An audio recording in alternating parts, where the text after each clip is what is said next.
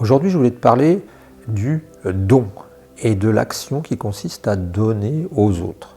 Alors généralement, tu sais, on est dans une société quand même assez coincée, assez recroquevillée sur elle-même, assez serrée. Et en fait, ce qui se passe, eh bien, c'est que nous sommes habitués à nous tourner vers nous-mêmes. Nous sommes habitués à faire preuve d'égoïsme. Nous sommes habitués à utiliser le rétroviseur pour regarder seulement notre personne. Et c'est bien dans un sens, hein, parce que je suis le premier à louer cette nécessité qu'il y a d'être responsable de soi-même. Le problème qu'il y a, hein, c'est qu'en fait, dans cette manière de faire, eh bien, nous oublions les autres. Et nous sommes par essence un être sensible, un être qui doit aimer, un être qui devrait partager. Et le problème qu'il y a, qu'on rencontre régulièrement, eh bien, c'est qu'on l'a oublié.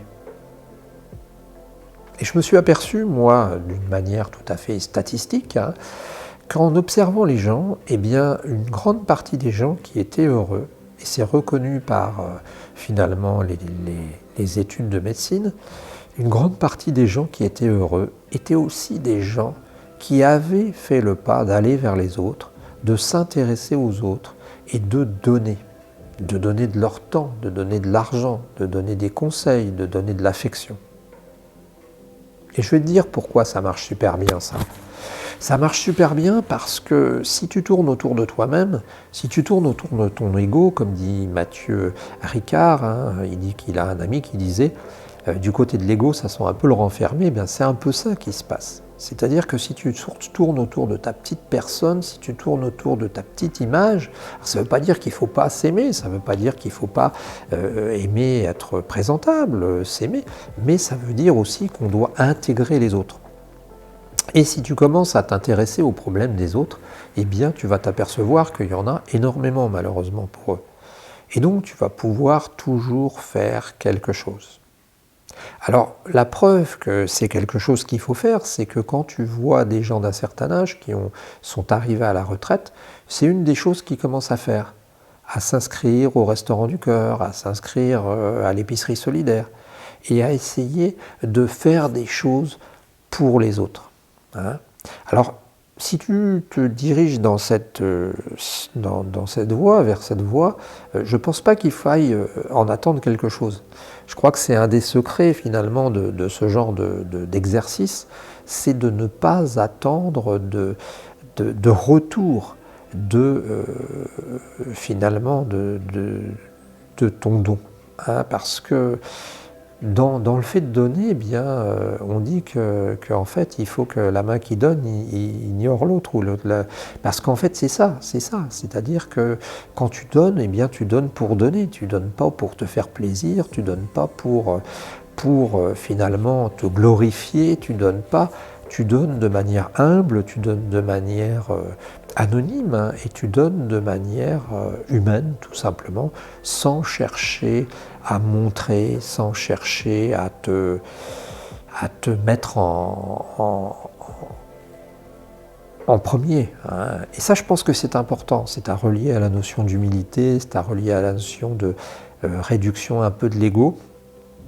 Et moi, personnellement, j'ai l'habitude de le dire, mais les gens que j'ai trouvés les plus heureux, hein, que j'ai pu